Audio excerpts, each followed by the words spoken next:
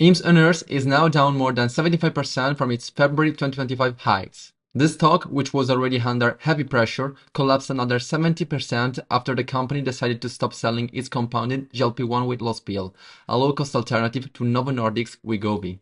HIMS made the decision just 3 days after announcing the product, following Novo Nordisk's statement that it will pursue legal action, and after the FDA flagged potential violation of the Federal Food, Drug and Cosmetic Act. Now, to be precise, HIMS has stated that its pills contain semaglutide, the same active molecule used in Ozempic and Wegovy.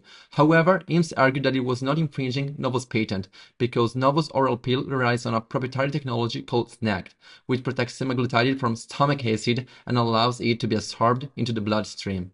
HIMS claimed it was not using SNAC, but instead a liposome-based absorption method. Novo, on the other hand, has argued that this method is ineffective and that HIMS is putting patient safety at a risk. If the FDA's investigation and Novo's legal action move forward, the consequences could be serious. In the worst case, HIMS and other compounding pharmacies could be forced to stop producing compounded GLP-1 drugs, and if found guilty of intellectual property violation, it could face significant fines. So, yes, in the worst case scenarios, HIMS will completely lose access to its fastest growing segment. But even assuming that worst case, this stock collapse makes no sense to me. At a market cap of roughly $4 billion, the stock is already pricing in maximum pessimism, essentially assuming that GLP-1 revenue goes to zero.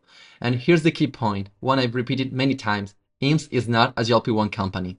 The GLP-1 will eventually become just one of hundreds of verticals on the HIMS platform, and over time, its impact on total revenue will become increasingly marginal. Let's look at the numbers. In 2025, HIMS generated roughly $2.3 billion in revenue. Of that, about $580 million came from GLP-1, roughly 25% of total revenue.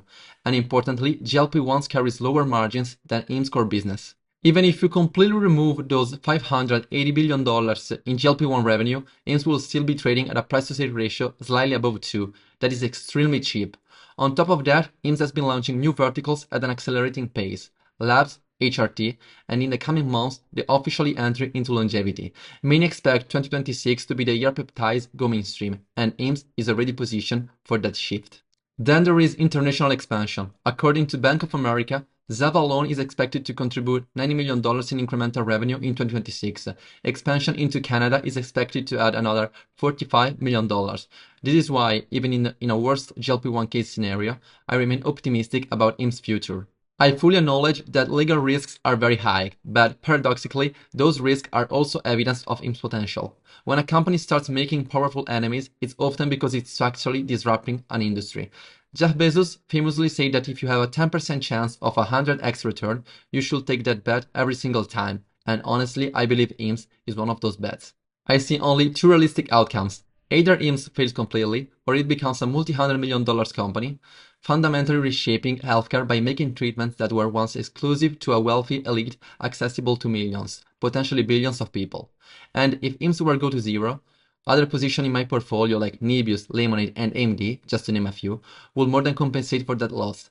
That's the power of asymmetric bets. This collapse has also been incredibly revealing. On X, I've seen countless investors say they sold their entire HIMS position after this drop, or that they sold earlier at the highs. Once again, it's a reminder that people panic sell. Most investors don't fully understand what they own, and many take risks they are not emotionally equipped to handle. We have always known that legal risk was high with HIMS. If you're not willing to tolerate extreme volatility, this stock is not for you. The reason I continue to buy during this dip is simple. If it fails, I lose 100. If it succeeds, I make 1,000. That's a risk I'm willing to take. But if your risk tolerance is low, HIMS will only lead you to sell at the worst possible moment. That's it for this video. I am fully aware that HIMS is a high-risk bet, but I trust the transparency and execution of management, which so far has consistently delivered. Now, all that's left is to wait for the February 23rd earnings report, and I'll be back to break it down in detail.